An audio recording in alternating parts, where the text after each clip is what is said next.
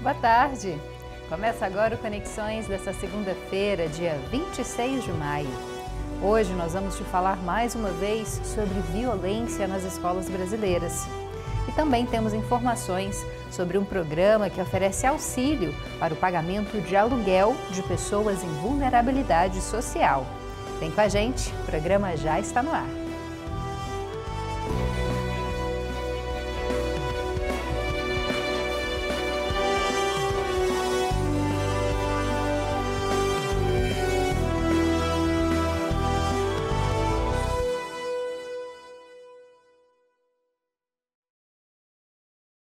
Seja bem-vindo e bem-vinda, você que nos acompanha ao vivo na TV UFG ou em qualquer dia e horário no nosso canal no YouTube.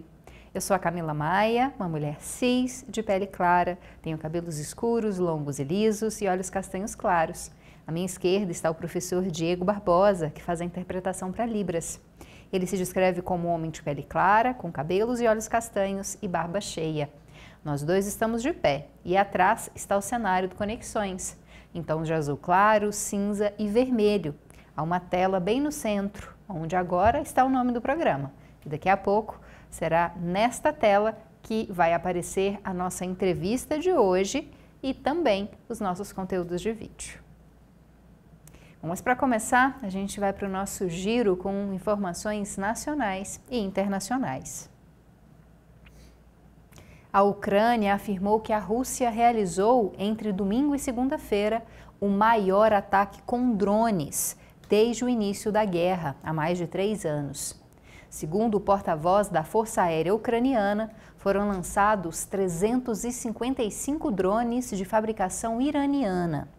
No total, a ofensiva do final de semana incluiu também mísseis e deixou ao menos 12 mortos e dezenas de feridos. O Kremlin, governo russo, disse que os bombardeios miraram alvos militares e foram resposta a ataques ucranianos contra civis russos.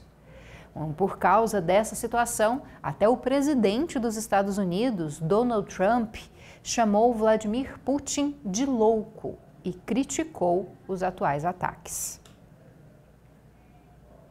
E agora falando aqui do nosso contexto, hoje o INSS começa a devolver aos aposentados e pensionistas descontos que foram feitos indevidamente na folha de pagamento de abril. Serão reembolsados quase 300 milhões de reais, sem necessidade de ação por parte dos beneficiários. O pagamento será feito conforme um calendário, que varia segundo o valor e o número final do benefício. Quem ganha até um salário mínimo recebe entre os dias 26 de maio e 6 de junho. Quem recebe acima disso, recebe entre os dias 2 e 6 de junho.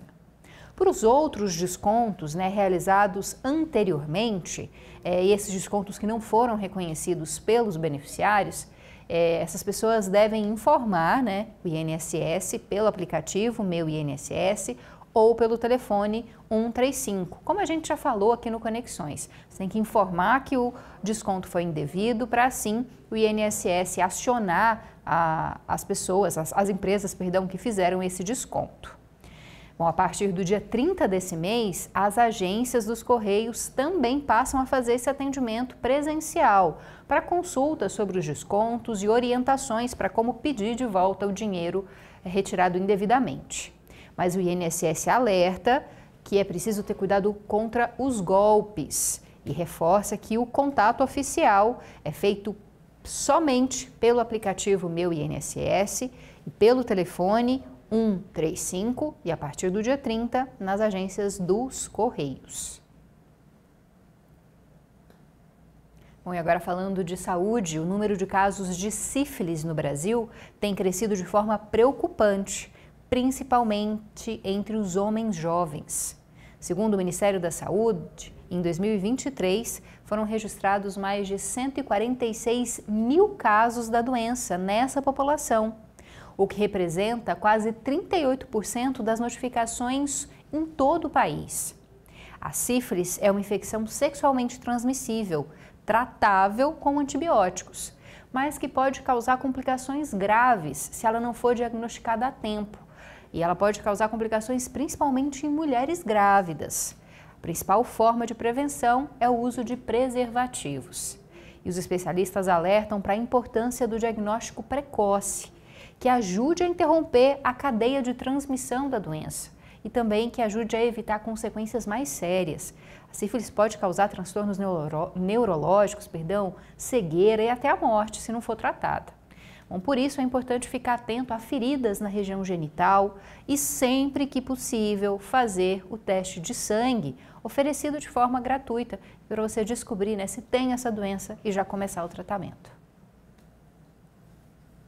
Para finalizar, uma dica para quem quer fazer o Enem. As inscrições para o Exame Nacional do Ensino Médio desse ano começam hoje e vão até o dia 6 de junho.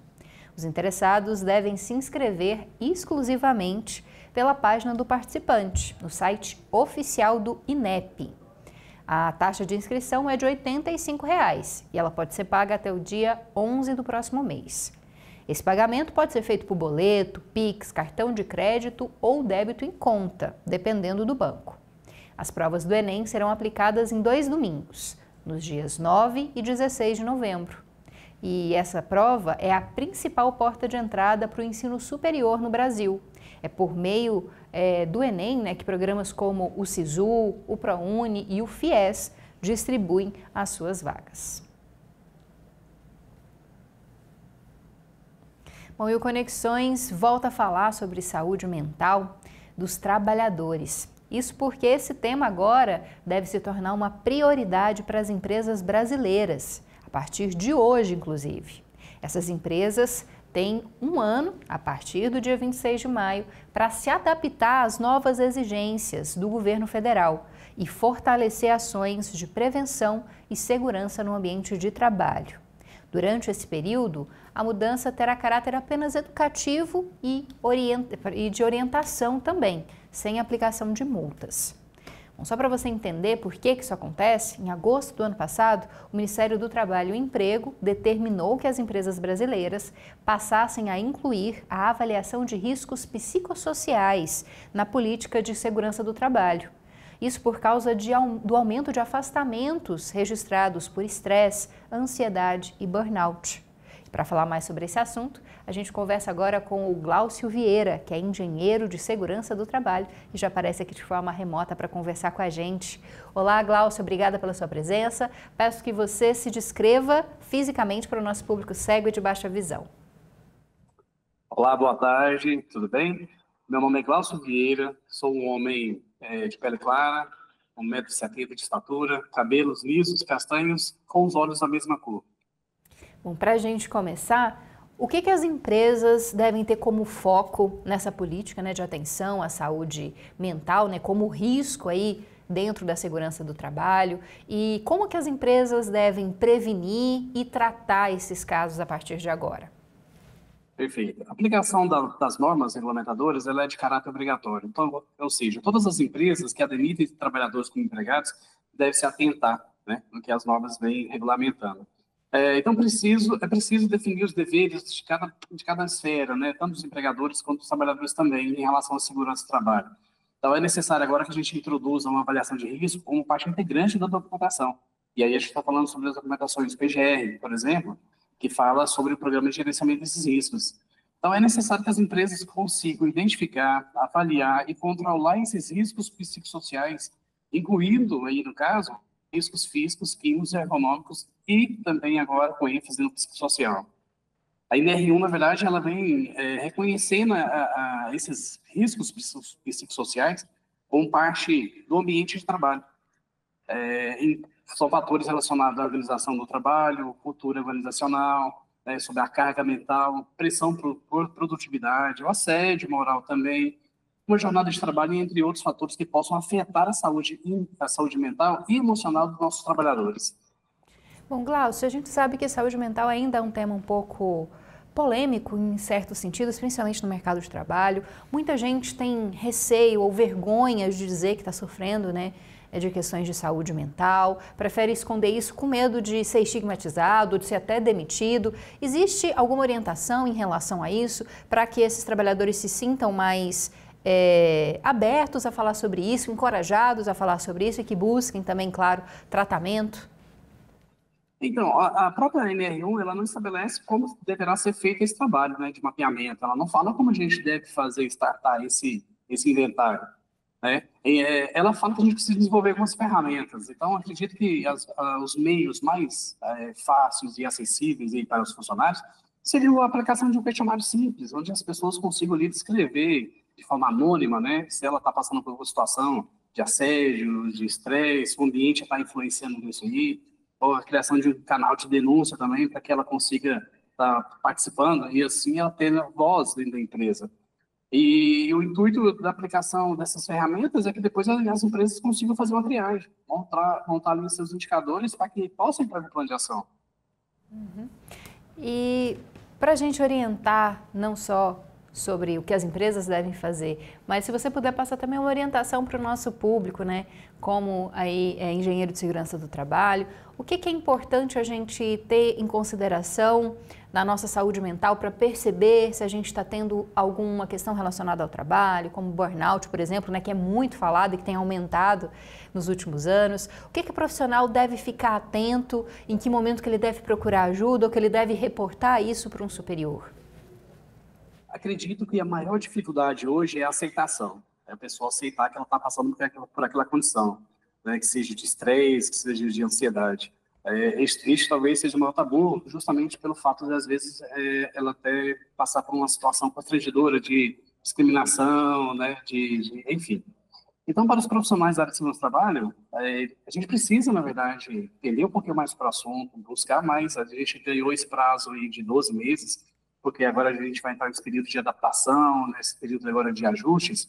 Então, aos profissionais, eu recomendo que busquem mais sobre a matéria, né? Procurem saber mais sobre os sinais, quais são os principais sinais, o que tem levado as pessoas a se afastarem do ambiente de trabalho. Desenvolva as ferramentas de acordo com o seu cenário, de acordo com o seu ambiente de trabalho, com o seu público, levando em consideração a acessibilidade de todo mundo, levando em consideração a inclusão também das pessoas, para que todo mundo consiga realmente participar. Porque somente dessa forma, a gente passar a conhecer mais sobre a matéria, que a gente vai conseguir desenvolver metodologia para poder aplicar de forma mais eficaz dentro das empresas. Então, os profissionais é isso, busca mais conhecimento. Bom, a gente conversou agora com Glaucio Vieira, engenheiro de segurança do trabalho, falando sobre essa nova normativa, né, do governo federal, do Ministério do Trabalho e Emprego, que agora obriga as empresas aí nos próximos 12 meses, né, a se adequarem para prever aí os riscos relacionados à segurança, à saúde mental, né, na segurança do trabalho. E a gente continua acompanhando esse assunto. Muito obrigada, Glaucio, pela sua presença. Boa tarde para você. Obrigado, estamos à disposição. Bom, e a gente agora vai para um rápido intervalo e daqui a pouco tem mais informações importantes para você. A gente vai falar sobre violência nas escolas, né? Como que essa violência, tanto física quanto psicológica e muitas vezes até sexual, acontece dentro das escolas brasileiras. E também tem informações para você que está em situação de vulnerabilidade socioeconômica, com dificuldade para pagar o seu aluguel. Tem 27 cidades aqui no nosso estado que oferecem um aluguel social. E a gente vai te contar como saber mais informações sobre isso e se inscrever no próximo bloco.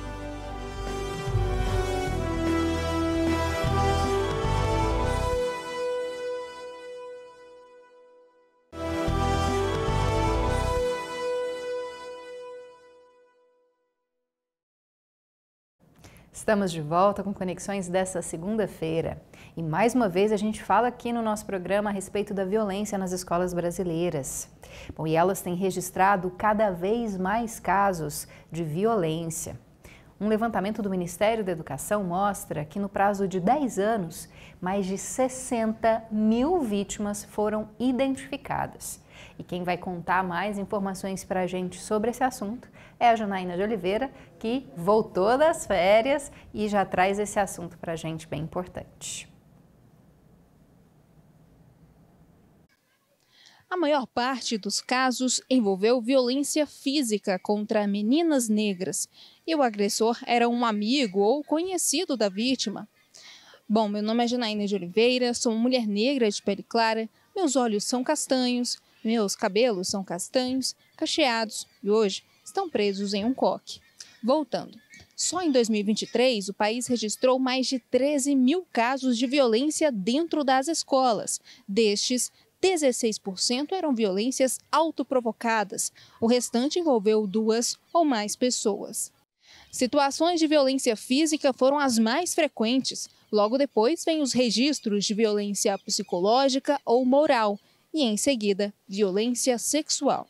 Essas informações são de um levantamento feito por meio de uma parceria entre o Ministério da Educação, Ministério dos Direitos Humanos, além do Fórum Brasileiro de Segurança Pública e da Unesco. O estudo também revela que, em 2021, na opinião dos professores, os constrangimentos mais frequentes envolvem bullying, discriminação, depredação do patrimônio escolar, além de roubo ou furto. Já os estudantes de 13 a 17 anos indicaram que se sentiram humilhados pelos seguintes motivos: aparência do corpo, do rosto, pela cor ou raça ou até pela orientação sexual.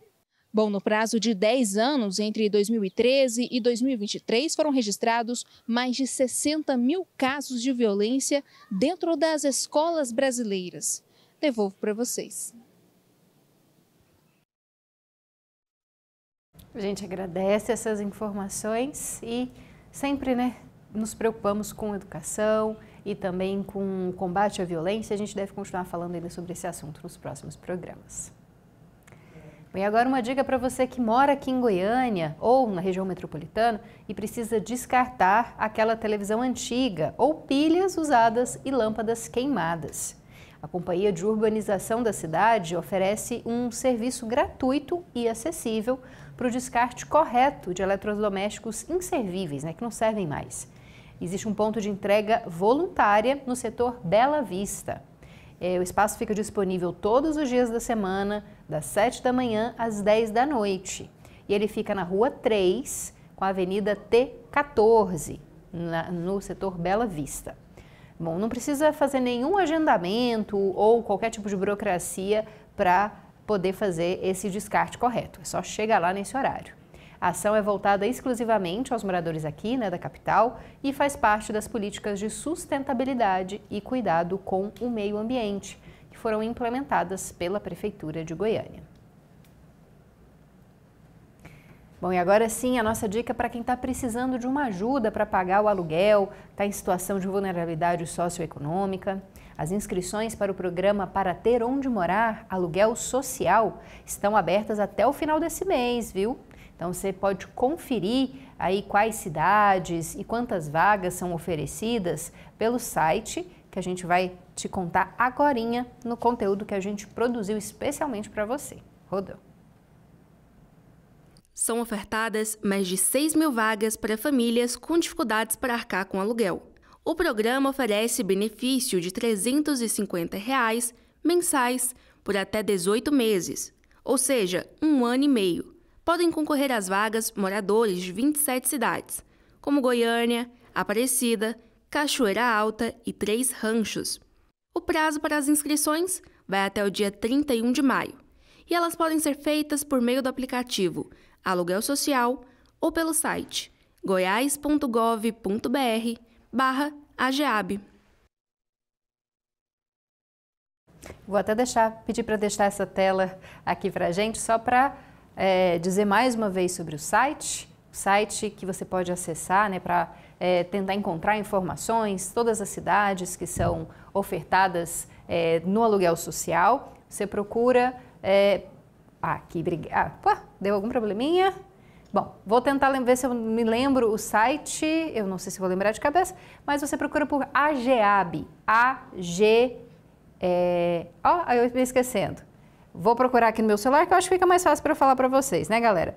Vocês acessam o site para saber quais são as cidades, como se inscrever, quais são os tipos de documentos que vocês têm que enviar, que obviamente é necessário comprovar essa necessidade, baixa renda. O site é goias.gov.br/AGEAB, AGEHAB. A partir disso, você consegue saber quais são as cidades, são 27 ao todo, distribuídas aí por diferentes regiões do estado. Então, se você precisa, se candidate. Agora sim está na nossa tela, goias.gov.br/AGEAB. Obrigada, pessoal. Ou então pelo aplicativo Aluguel Social, direto no seu celular. E boa sorte para você que precisa desse valor, né, para conseguir pagar o seu aluguel, para melhorar a condição de vida da sua família. E a gente tem mais informações ao longo da semana sobre outras cidades também, que tem um prazo diferente para se inscrever. Mas fique ligado nessas 27, que é até o dia 31 desse mês.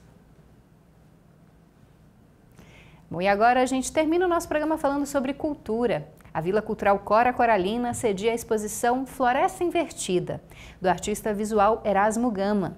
Essa exposição explora a relação do artista com o cerrado e evidencia a fauna, a flora e os povos tradicionais que dependem dos recursos do bioma.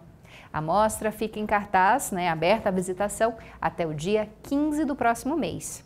E a Vila Cultural Cora Coralina fica aberta de segunda a sábado, das 9 horas da manhã às 4 horas da tarde. A entrada é totalmente gratuita e o espaço permite inclusive a entrada de animais de estimação, se eles estiverem em coleira, viu? Então, se você quiser conhecer um pouco da cultura do artista nessa exposição, que tem até uma imagem aqui para você ter uma ideia, do trabalho do Gama, é só ir lá na Vila Cultural Cora Coralina, que fica no centro de Goiânia, atrás do Teatro Goiânia, para aproveitar. Além de aproveitar as nossas dicas, você pode também participar do nosso programa. Mande uma mensagem para a gente no WhatsApp, 629-9181-1406, já está aparecendo aqui na tela. Além disso, a gente tem redes sociais, Instagram, Facebook, YouTube, TikTok, um monte de lugar para você poder acompanhar as novidades da nossa programação. Eu e o professor Diego ficamos por aqui. Muito obrigada pela sua presença e pela sua companhia. Amanhã tem mais conexões ao meio-dia aqui na TV UFG. Até amanhã. Tchau, tchau.